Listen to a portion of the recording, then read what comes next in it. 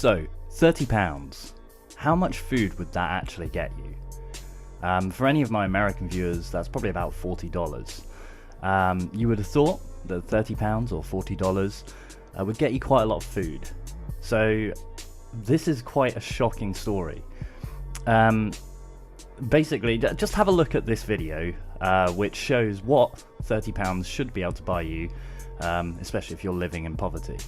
Thought has gone into this. There's mincemeat, bolognese, sauce, spaghetti and cheese. My son is 8 and my daughter is 4, so obviously they don't have massive appetites, but this will be enough to feed them.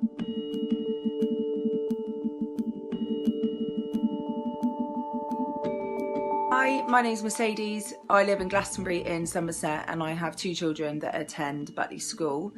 After being made redundant, I rely solely on universal credit, which meant that we were entitled to this food parcel yesterday that was delivered.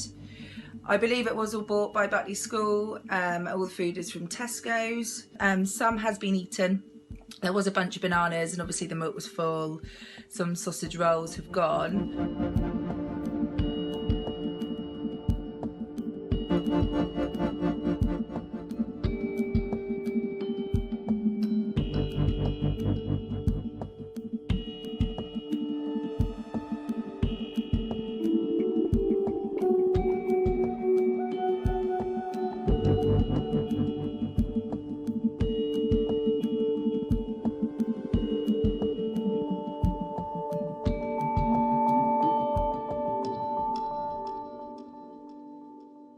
So, as you can see, that was quite a healthy amount of nutritious food. And, you know, it's if you have a look here as well, this is what shoppers at the Walton Vale Community Hub can take home for £3.50. Are you listening, Chartwells? HM Government? This is what my son received this morning. The boxes will be smaller going forward, but I believe this box isn't stingy in my opinion. And an update on my free school meals challenge. Bought the items from the Chartwells package from Asda, and it came to a grand total of £3.82. Now the reason I'm showing you those is because the UK is currently undergoing a very large scandal involving a group called Chartwells. They're a catering group. I actually worked at an independent college. It was a private college, you know, very, very upmarket, very rich students, international students. And we had Chartwells as the caterer. And I can definitely tell you that it's very kind of upmarket food. It's not just going to be, you know, cheese sandwiches and tins of beans. So obviously, when you actually see the packages being sent out to parents for the free school meals, this is absolutely appalling. Now, bearing in mind, this is supposed to cost £30. I mean, really? And obviously you can't see very well there, but when you actually zoom in to the bread, the sell-by date is November. So not only is it lacking in any substance, not only is there any real nutrition there, but it's actually out of date, it's stale. So obviously Chartwells came along and saw this and decided to comment on it. So they said, "Thank you for bringing this to our attention. This does not reflect the specification of one of our hampers. Please can you DM us the details of the school that your child attends and we'll investigate immediately." So, you know, you might be forgiven for thinking, oh, well, that was just a one-off. You know, I'm guessing that other packages were more like those other private packages we saw earlier on. But that definitely isn't the case. So, when you actually have a look on their website, this is actually the criteria they actually list as the daily packed lunch per child. And it's supposed to be equivalent to £2.30 a day. So it says 1 deli cheddar sandwich, cheese, tuna, chicken, halal, chicken, 1 portion of fresh fruit, 1 portion of crudities, and 1 snack. Okay, so, I mean, that sounds like a fairly standard packed lunch. But then, yeah, when you actually have a look at what people were given, this is appalling. That's supposed to cost £30? You're trying to tell me that they haven't just spent a couple of pounds and then pocketed the rest?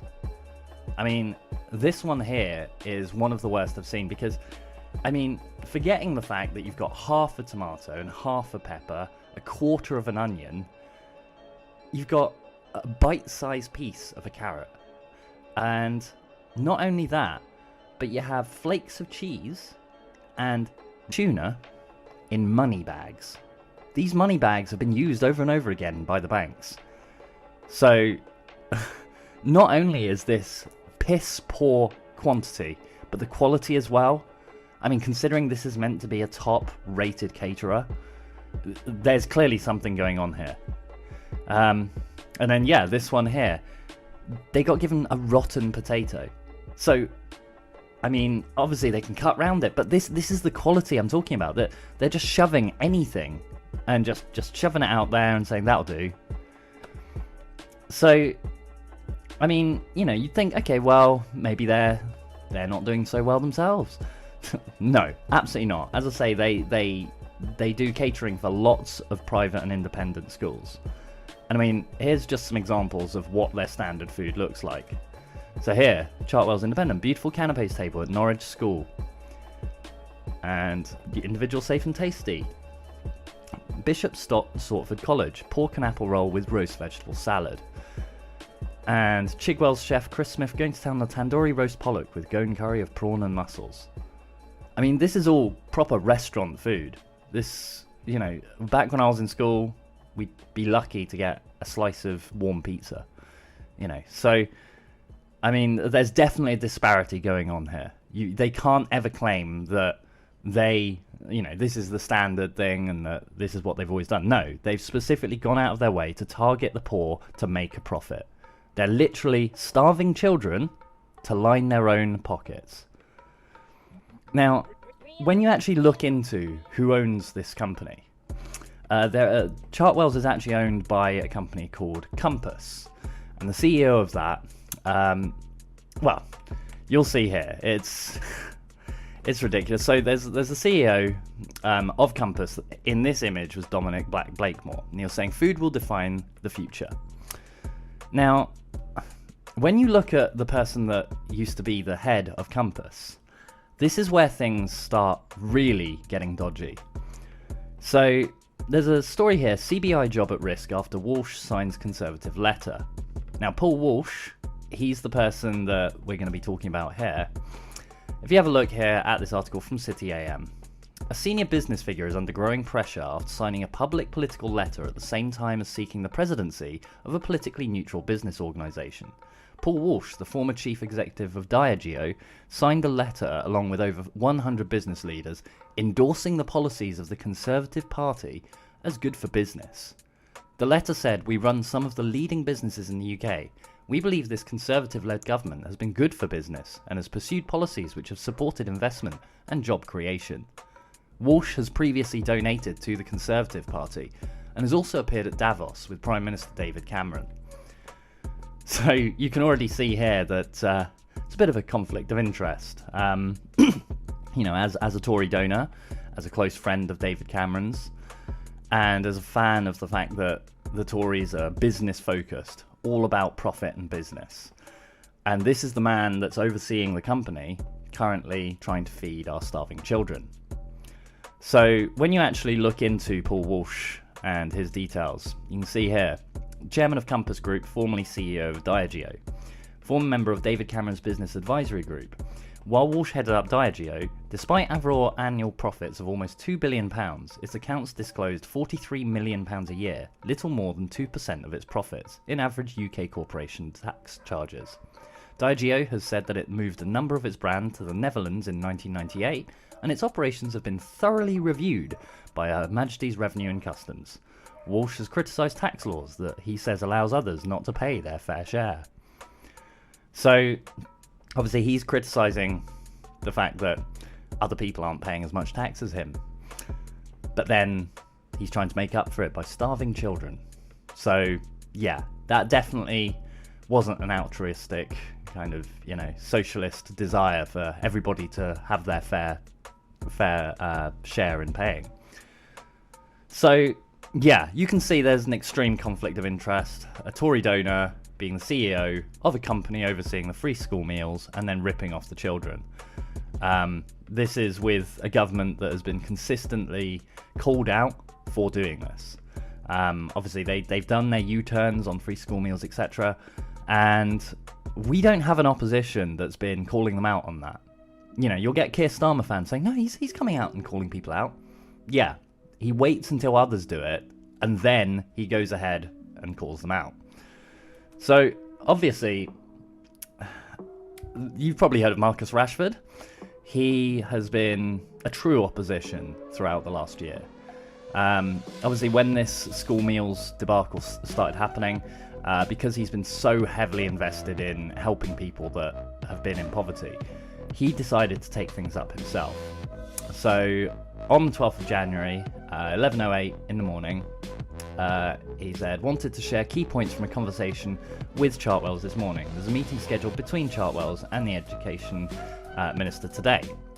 So, I won't go into the full discussion. It's mostly, you know, them just saying, you know, what you expect them to say. Oh, we go out of our way to do this, blah, blah, blah. But, you know, the fact that a footballer has started an investigation and is keeping us up to date is quite worrying. Because if you have a look at Boris Johnson's timeline, not a single peep. Nothing. I mean, I know he's behind this mess, but he can't even have the responsibility to come out and say, look, this is wrong, I don't stand for this, we need to get this sorted. No. He left it up to Marcus Rashford. And Keir Starmer really wasn't much better. You know, Marcus Rashford actually highlighted all these problems the night before. And then in the morning, before Marcus went off to actually try and get things sorted, we had Keir Starmer saying, the images appearing online of woefully inadequate free school meals parcels are a disgrace. Where's the money going? This needs sorting immediately so families don't go hungry through lockdown. Great forensic investigation there, Keir. So, as you can see, he's not actually doing a thing about it. He's not saying, I'm going to speak to these people, I'm going to go out my way. He's just saying, where is it? What's going on? We need it sorted. Why isn't anyone sorting it? Or, as he was saying, why isn't anyone sorting it? Yeah, I'm not very good at impression. But anyway, so, yeah, that really sums up exactly what's going on with our government and our opposition. You know, you've got footballers going out of their way to help. We've got Jack Munro here, who's a cook who is very much an anti-poverty campaigner. She says, National Free School Meal Voucher Scheme is coming back next week. We did it. Thank you. I'm crying into the cat. Christ, I need some sleep. So it's coming down to ordinary, everyday people, not politicians, but actual, you know, the people who have experienced poverty. Because a lot of these politicians, they've never even had a taste of what poverty is like.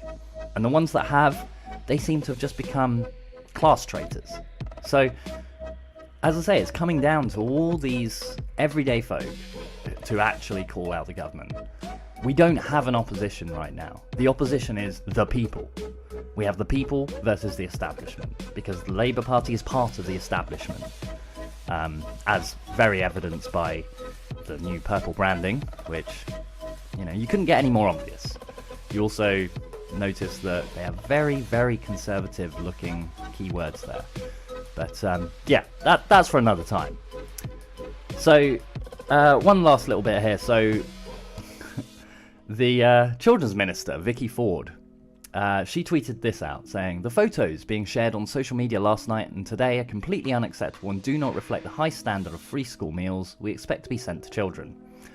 And you think, well, that's good. The Children's Minister is speaking up. This is what you want her to do. But then, what was this from October? 322 MPs voted against extending free school meal vouchers to Easter. Children's Minister Vicky Ford was among MPs who denied an extension to the scheme over the school holidays. So she's now saying that the meals being delivered are inadequate and of low quality. But back in October, she actually didn't want to give the kids any food. She said, no, let them not eat cake. Just let them starve. So this is the sort of virtue signalling we're seeing. Obviously, there's so many different subjects where we're seeing this, where people were completely complacent, people were completely on board with a specific idea, and then as soon as it got revealed that that idea or that ideology was completely wrong, people then turn away and say, oh, this is awful, even though they completely backed it. I mean, obviously, what's going on with Trump now is a prime example. All these people who are calling out Trump who had previously supported him for specific things. But anyway, I digress. So yeah, there's just one last tweet I want to show you from a great user on Twitter. He's called Comrade L. Laureate, and he's got the name L is not a fan of the technocratic fascist state. And he had to say, I live in one of the richest countries in the world, and this is how our children in poverty are treated, starved for profit. Chartwell's UK is owned by Compass Group, whose CEO is a Tory donor. This is blatant corruption in front of our eyes. Tagged in George Galloway, and as you can see, that was then retweeted. So yeah, there's a lot of people out there who are very fucking pissed off at this. There's a lot of scandals going on, but to starve children, not only to deny them food, but to then give them scraps and say that's good enough. That's kind of worse in a way, because that's kind of them saying, well, you've had your bit, you've had your cake. So yeah, that's basically all I want to say on this topic. It's absolutely ludicrous that this is going on. So yeah, I'm going to finish out. It's really windy. So I'm going to finish out. Here's an advert for a fantastic channel that you all need to go check out on YouTube. It's called ClampdownTV. It's working class media. It's independent. The guy who runs it, Mark, he's a great guy. I'm hoping to have him on for a little kind of interview / discussion soon. And yeah, definitely check out his channel. His Twitter handle is down below as well. Yeah, and I'd love to just get a network going of all of us independent media, YouTubers, etc., kind of working together to actually expose everything that the elites are doing to us, the working class. So yeah, check it out, and make sure you share and subscribe. Effort? What effort does it take to do shopping online? I'm still at the trough here, I've still got to feed you tomorrow. And what a politician's answer that is. How on earth are people still voting Tory and still defending them? Christ, man, it's just exactly what the country needs, isn't it? More fat knackers to clog their arteries and the NHS at the same time. As long as the big guys are took care of, the government will be took care of. And vice versa. Former US National Security Advisor Susan Rice. Hey, there's another warhol. Why should anyone have to answer to that fat, far-rock, waffing imbecile in the first place? Blair and Bush had started an illegal war. How are the government still in charge of anything? Don't bring this stupid scheme back. It's great getting a Mackie D's for £2.50, but come on, is it really worth it? Apparently, she's only a bully unintentionally. Jesus, when will people fucking wake up? And instead of getting a pay rise, how about the MPs get a clap? Preferably the type that makes them itch like